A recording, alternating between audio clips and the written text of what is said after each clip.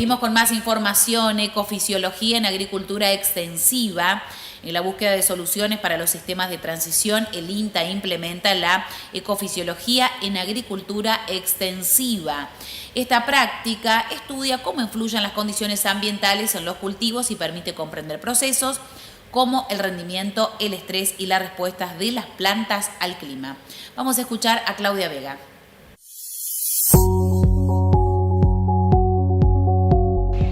Ya desde hace muchos años en INTA hemos iniciado actividades para responder a una pregunta muy frecuente en el medio que tiene que ver cómo podemos reducir brechas de rendimientos en los cultivos extensivos. A lo largo de toda la República hay diferentes abordajes para responder a la misma pregunta y en particular acá en Córdoba lo que estuvimos trabajando fueron líneas que respondían a la primera pregunta, que era conocer cuál es la productividad potencial que puede llegar a tener un cultivo extensivo como el maíz o como la soja en nuestra región, que es una región caracterizada por zonas de transición de un clima subhúmedo a semiárido. Entonces hay un gran desafío que es cómo cerramos brechas de la misma manera que cómo mejoramos la productividad del agua. Así que para responder esas preguntas tenemos estudios que evalúan a través de diferentes prácticas de manejo los rendimientos potenciales, tanto bajo riego como también bajo secano, en soja y en maíz. Y después también abordamos cómo las prácticas de manejo podrían ser algunas de las causantes de las brechas que observamos. Entonces nuestros trabajos incluyen estudios sobre cambios en las arquitecturas del canopeo, como por ejemplo el manejo de la densidad de plantas. También estudiamos cómo elección como la fecha de siembra o el genotipo pueden influir en la determinación de los rendimientos y cómo también un mejor manejo basado en conocimiento, en cómo funcionan los cultivos, puede ayudar justamente a mejorar las eficiencias y la productividad de nuestros sistemas. A mí me gustaría destacar una iniciativa de intercambio de saberes entre el ámbito público y privado. En particular me estoy refiriendo a un concurso para el cierre de brechas y en donde pudimos demostrar el potencial en particular que tienen nuestros ambientes en Córdoba para altos rendimientos y, por ejemplo, logramos rendimientos en maíces de primavera cercanos a las 16 toneladas o en sojas cercanos a los 5.5 toneladas. En el caso de la agricultura extensiva nos va a permitir explicar los procesos que están involucrados en la producción de los cultivos. En el caso específico de la agricultura extensiva podemos hablar de los granos, ¿no? Pero podemos hablar de las pasturas, de los frutales, las horticulturas. Son todos los procesos que están relacionados con el ambiente. Y específicamente se buscan explicar diferentes procesos en la agronomía relacionados con la producción. Por ejemplo, conocer brechas de rendimiento, por ejemplo, conocer las respuestas al estrés, cómo defenderse ante el estrés. Por ejemplo, estamos con eventos climáticos diferentes, cómo las plantas pueden llegar a responder a eso. Es importante para poder hacer una predicción y cómo manejar el manejo del cultivo y así también cómo hacer el mejoramiento de los cultivos un poco mejor. Buscar alguna forma de cuantificar cuál es el potencial que tengo, y podemos encontrar diferentes herramientas. El INTA tiene diferentes formas de aproximar ese potencial de rendimiento y tratar de indagar cuáles son las causas que tengo, porque las causas pueden ser diversas, pueden ser desde el manejo de las enfermedades, la mala elección de un cultivar o una fecha de siembra, el no hacer una buena nutrición de los cultivos, que acá vamos a ver si hacemos manejo de muestreo del suelo o no hacemos muestreo del suelo, si eso nos implica ver qué decisión tomamos. O sea, yo creo que la recomendación es recoger información para poder tomar buenas decisiones. Algodón, genética que conserva el futuro. La única base genética del algodón de la Argentina se encuentra en Experimental Sáenz Peña, en Chaco. En aquel banco de germoplasma conservan más de 700 materiales y cerca de 30 variedades inscriptas.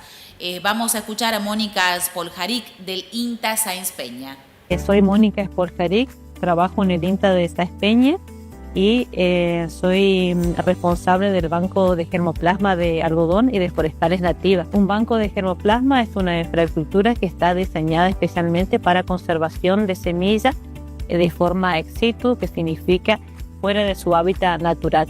Bueno, la característica del banco de germoplasma de esas peñas son cámaras de frío que están diseñadas especialmente para conservar a bajas temperaturas, o sea, entre 0 y 5 grados centígrados, y para tener un volumen de conservación de 700 accesiones aproximadamente cada cámara. Contamos con 2 cámaras de frío, una cámara de respaldo. Las semillas que se conservan en un banco de germoplasma ex situ son semillas ortodoxas. ¿Por qué son semillas ortodoxas? Porque toleran temperaturas bajas y también humedad relativa. La importancia de contar con un banco de germoplasma es tener disponibilidad genética para los programas de mejoramiento. El banco de germoplasma del INTA de Esas Peñas es el único en el país que conserva algodón. Los programas de mejoramiento genético lo que realizan son la obtención de variedades.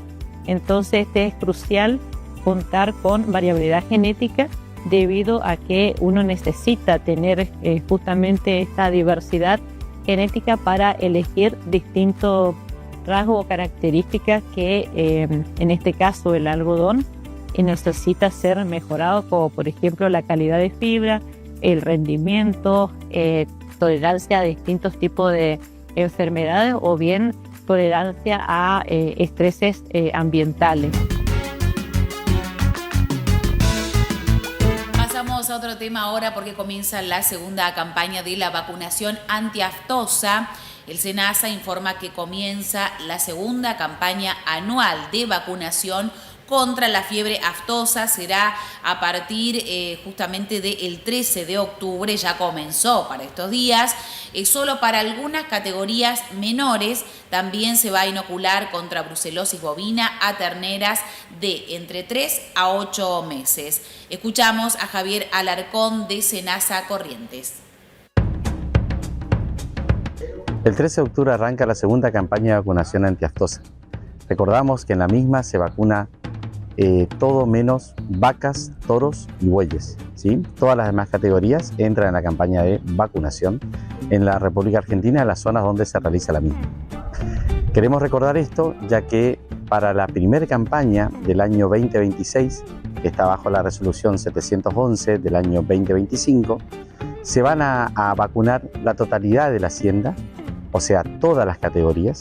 Y para una segunda campaña de vacunación que va a corresponder a esta resolución, únicamente vacunaremos los terneros y las terneras. Cabe recordar que para los productores, ante cualquier duda, por favor se acerquen a la oficina de SENASA, que están en todo nuestro país y que están a la orden para la atención de las consultas que sean necesarias. Un punto muy importante de recordar es que durante los primeros 15 días de iniciada la campaña de vacunación se pueden hacer movimientos de campo no vacunado a campo no vacunado. No así en el caso de que estén abiertos remates ferias, los cuales en estos casos la hacienda que participe en el remate debe salir vacunada desde el establecimiento. Aprovechamos también para solicitarle la disponibilidad y la colaboración a los productores para tener el tiempo necesario para llevar adelante la campaña de vacunación en el encierro de los animales y también prestar mucha atención a la hora de realizar las actas de vacunación, que son cosas muy importantes, ya que esto mantiene el stock de la unidad productiva y es importante a nivel de lo que es el estatus sanitario en nuestro país.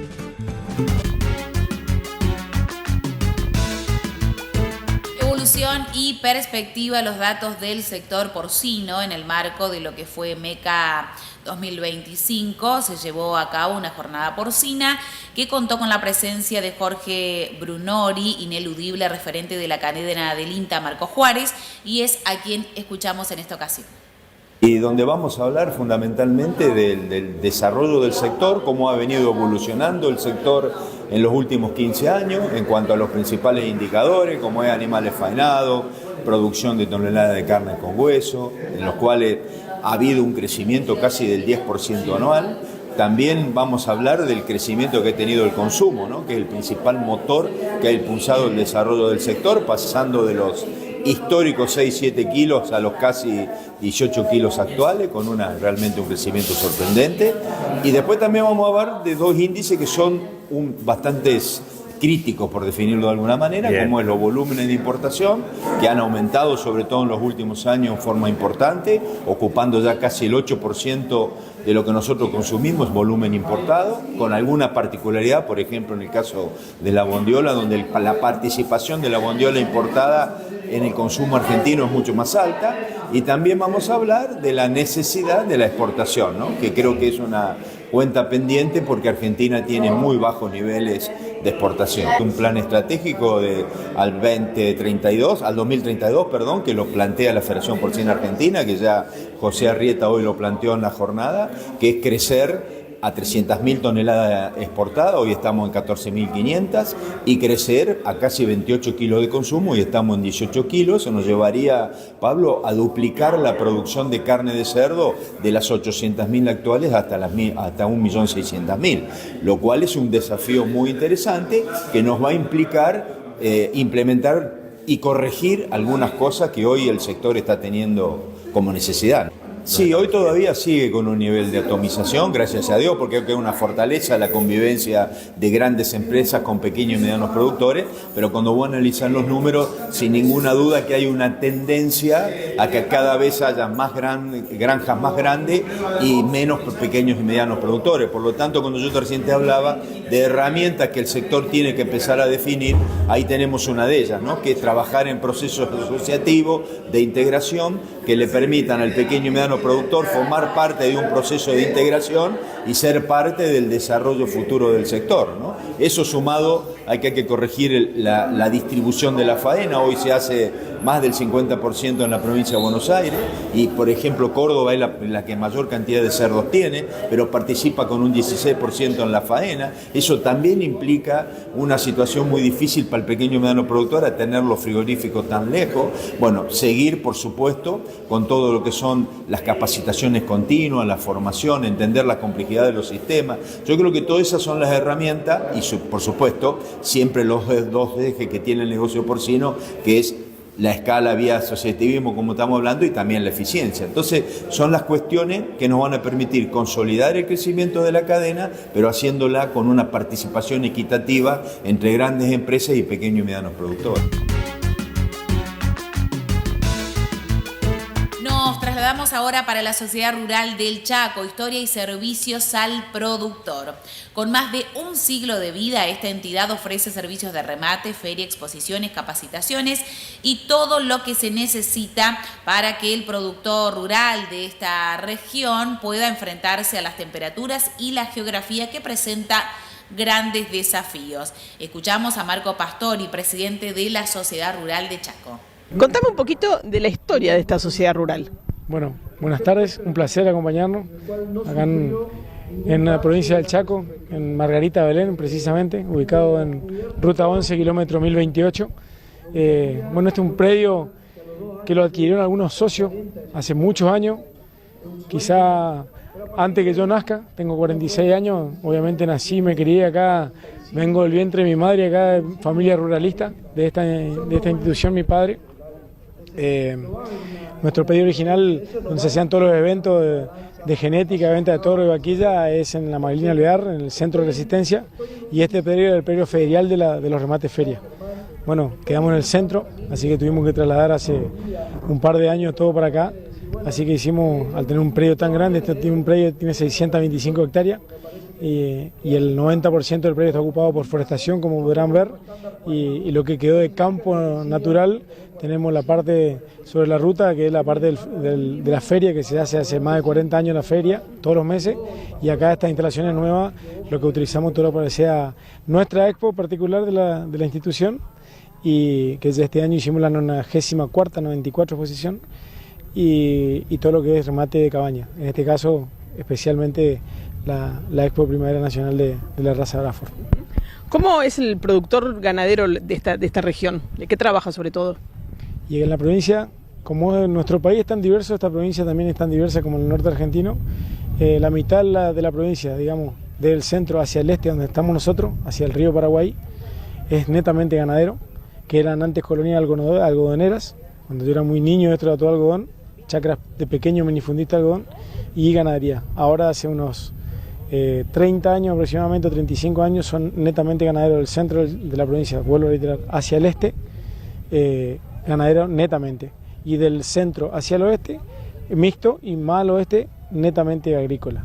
Así está diversificada la provincia, ¿no? ¿Y con qué razas se trabajan mayoritariamente? Y acá las dos razas predominantes es Braford y Brangus. Predominantemente antes era criollo, hace muchísimos años, ingresó el índico, el cebú, el brahman, y después empezaron a aparecer, ahora unos 30 años por ahí aproximadamente, el Brangus y Braford. También en los últimos, diría unos 7 años, 8 años, muy fuertemente acá en la zona nuestra del este de la provincia, como recién te contaba, la parte ganadera, nuestro suelo es un relieve, ¿sí? Tenemos altura como acá, que son las chacras viejas de algodón, tenemos mucho monte, esteros, cañadas, pajonales, y lo que está funcionando bien como te decía, muy diversos los campos nuestros, y yo también soy uno de ellos que hago, en esos campos, en los campos que tenemos algunos piquetes potreros muy difíciles, muy duros, de pajonales, esteros bravos, que por ahí la vaca no entra, estamos utilizando el búfalo y nos está dando muy buenos resultados.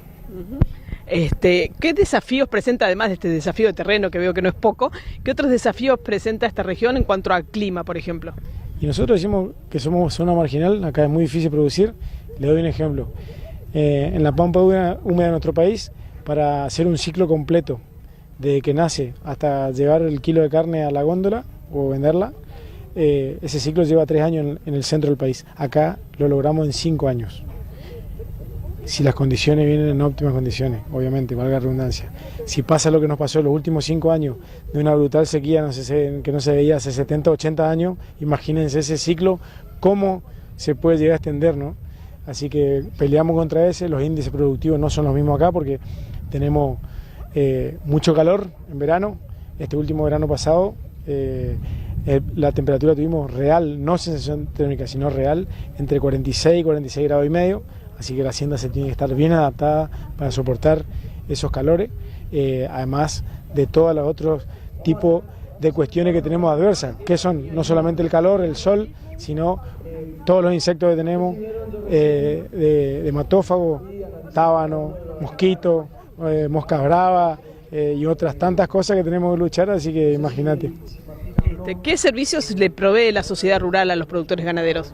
Y en este momento tenemos los remates feria mensuales, todos los últimos miércoles de cada mes generalmente tenemos un remate feria para todos los productores, que ronda más o menos entre 800 y 1000 cabezas cada remate, y desde junio ahora hasta fin de año, cada 15 días tenemos un remate de cabañas particulares, aparte de la Nacional Braford que estamos ahora y la nuestra, la Expo nuestra de la rural.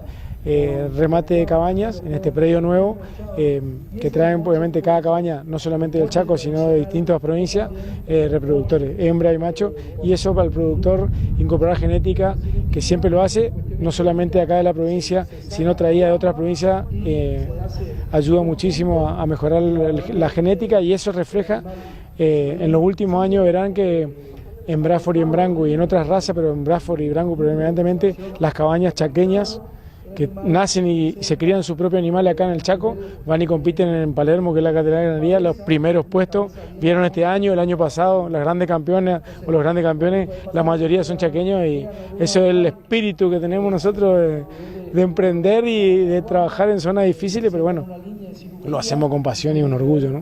Bueno, muchísimas gracias, Marcos. Gracias a ustedes, como siempre, un placer.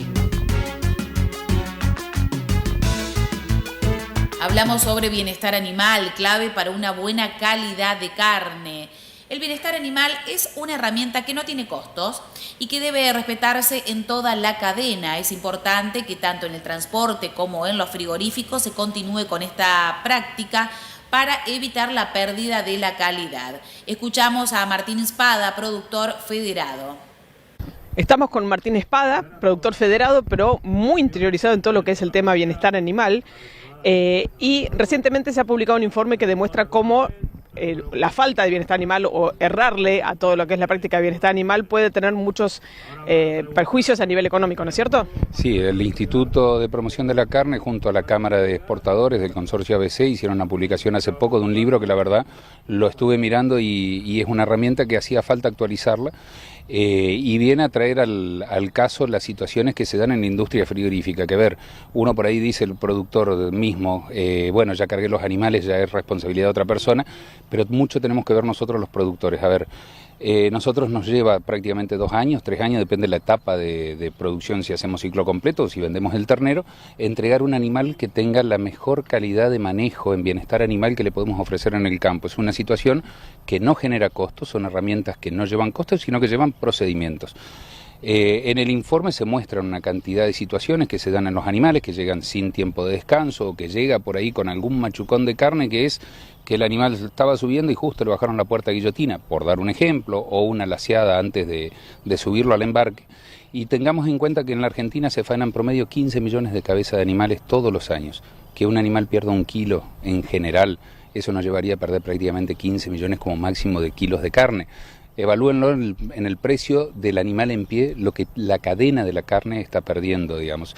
Así que muchas veces hacemos hincapié a los productores que, digamos, nos interesa trabajar porque aplicamos el bienestar animal en nuestros campos y nos lleva, digamos, a un mejor manejo, menos tiempo, una mansedad en los animales que en el trabajo de manga se reduce mucho el trabajo. Estamos en Chaco, donde el terreno y las condiciones son muy particulares. ¿Cómo se aplica el bienestar animal acá, en cada movimiento de animales que hay que hacer? A ver, acá nosotros estamos en el este provincial, es la mayoría desde lo que es Ruta 11, está a 20 kilómetros del río Paraná, son campos muy bajos, deprimidos, como toda cuenca inundable del río Paraná, en los cuales las palmerales desde todo lo que cubre el este provincial y pajonales, son campos muy duros para la hacienda, inclusive para encontrar los terneros una vez que están en parición y demás.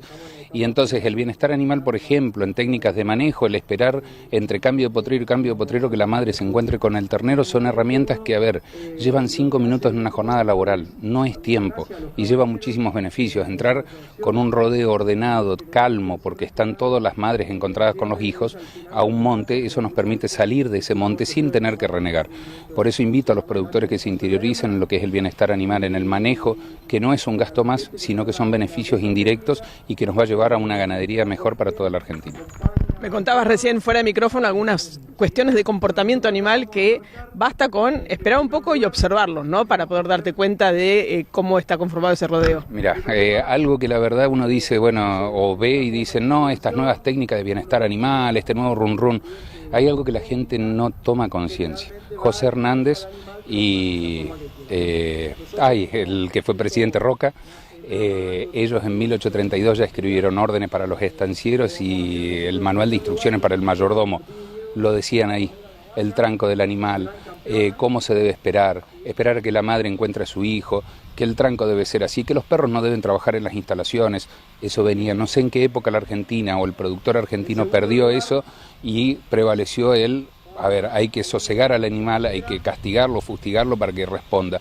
No, tenemos que pensar como animales, tenemos que saber de que el animal necesita su espacio, se expresa el animal y tenemos que saber entenderlo. Hoy en día, por ejemplo, tenemos acá atrás una vaca, la cual está tranquila porque tiene todo un trabajo de cabaña y demás. El animal que está en el medio del campo, si le brindamos un trato lógico, vamos a tener la misma reacción. Y si al pobre animal, cuando entra una manga, lo castigamos, vamos a tener la reacción de defensa. A ver, el vacuno es un animal presa, no es un animal agresivo. Nunca hemos visto, una vaca con un arma en la mano ni con un cuchillo. A ver, seamos conscientes, sepamos entenderlos, que ellos nos brindan la carne y merecen ese respeto del trato. ¿Y cómo se puede aplicar el bienestar animal en situaciones estresantes como puede ser, no sé, una inundación, una sequía, un movimiento que tenga que ser como apresurado de los animales? Y eso va con el respeto y va a estar pautado en función del tratamiento que haya tenido en el campo. Si yo tengo un rodeo que lo vengo manejando con bienestar animal, es un rodeo que va a reaccionar mucho más fácil, va a entender mejor las indicaciones de presión que manejando el rodeo uno lo va dando, a que si por ejemplo yo en el medio del campo tengo unos trabajadores que son de enlazar, de correr, no, porque este animal tiene que entender a la fuerza. Cuando yo necesito hacer esos movimientos estratégicos, de salir de una inundación o de tener que movilizarlos en tropeos largos de más de 15 kilómetros, tengo animales que van a buscar saltar los alambrados porque están saliendo de la querencia, y tengo animales que no van a ser dóciles al manejo. Por eso, como siempre solemos recomendar, digamos, el bienestar animal es una herramienta que genera muchísimos beneficios y muy poco costo. Muchísimas gracias, Martín. Gracias a ustedes, un placer. Investigaciones sobre garrapata. En el laboratorio de esta experimental se reciben muestras de garrapatas que envían los productores y se analizan para poder brindar recomendaciones sobre su tratamiento. También se estudian las enfermedades asociadas a los parásitos. Escuchamos a Lautaro Segovia, de INTA Colonia Benítez. Muy importante el tema que están trabajando de la garrapata, sobre todo en esta época del año, ¿no? Sí, ¿qué tal? Soy Lautaro Segovia, médico veterinario, becario de investigación acá de la Estación Experimental de INTA Colonia Benítez. Bueno, como decía, trabajo en el laboratorio de ensayos y garrapatas y también en el de laboratorio de diagnóstico veterinario. Sí. Perdón, vos me decías que ustedes reciben muestras de los productores de la zona. ¿Cuál es la recomendación de cómo tomar esas muestras? Bueno, las muestras que recibimos son de la teleogina, la garrapata adulta, bueno, que tienen que estar en el laboratorio antes de las 48 horas para realizar las pruebas, digamos. Y bueno, tiene que ser un número de más o menos unas 80 garrapatas, no necesariamente de un mismo animal, sí, de los animales del lote, y bueno, preferentemente que sean del mismo potrero, digamos. Bueno, a esas teleoginas se las somete a pruebas, a test de inmersión de adulta se llama, donde se las somete a diferentes concentraciones de diferentes acaricidas, con el fin de evaluar la susceptibilidad más bien la resistencia, perdón, de las teleoginas a las drogas acaricidas, digamos.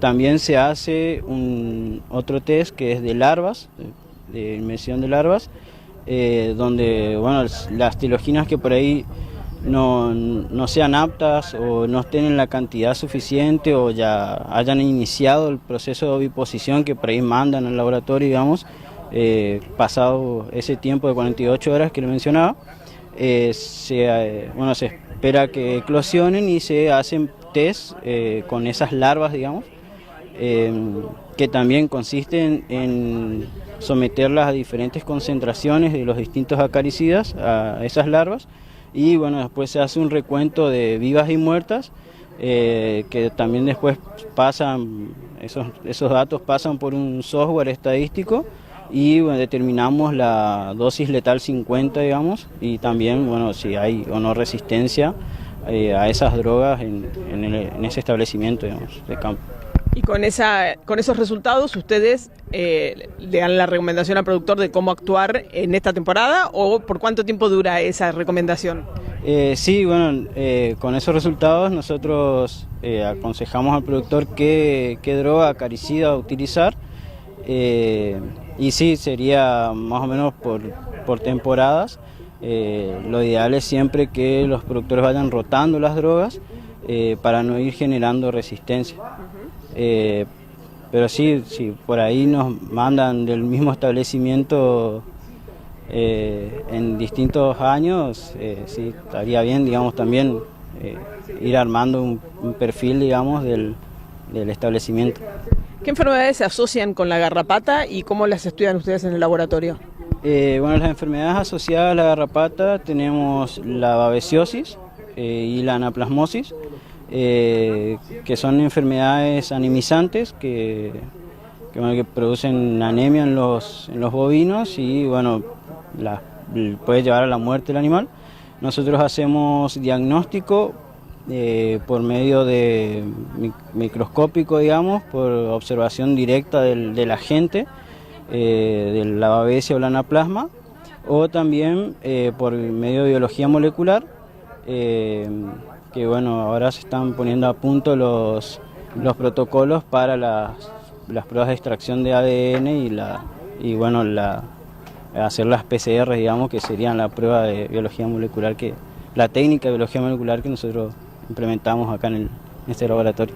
¿Y estos estudios qué les permiten? ¿Prevenir o curar? ¿Cuál sería, digamos, el resultado? Bueno, nosotros básicamente lo que hacemos en INTA es de investigación, pero aparte sí tenemos el servicio. O sea, a nosotros nos sirve netamente, digamos, estas pruebas para investigación. Pero sí sería más bien para curar, como usted dice, porque generalmente los productores nos mandan las muestras cuando detectan algún animal enfermo. Entonces nosotros hacemos el diagnóstico de si es o no una de estas enfermedades la que está afectando a sus animales, digamos. Y bueno, las recomendaciones de tratamientos que corresponden, digamos, al caso. Bueno, y por último te pregunto, ¿cuánta gente trabaja acá en el laboratorio? En el laboratorio somos, en el área de salud animal, somos 6, 7 más o menos. Somos 4 veterinarios y 2 ingenieras químicas. Ajá. ¿Tienen trabajo todo el año? Sí, todo el año. Por ahí hay mayor caudal de muestras, digamos, en estas épocas. En el otoño, en esta época donde empiezan los picos, digamos, de garrapatas y bueno, de las enfermedades que vienen con ellas, digamos. Bueno, Lautaro, muchísimas gracias. De nada. Llegamos al final de esta edición correspondiente al jueves 16 de octubre de Info Federal. Gracias a todos por estar allí y acompañarnos. Quédense en la pantalla de Telemax disfrutando de la programación. Nosotros nos reencontramos mañana tempranito a las 8 de la mañana. Que la pasen bien.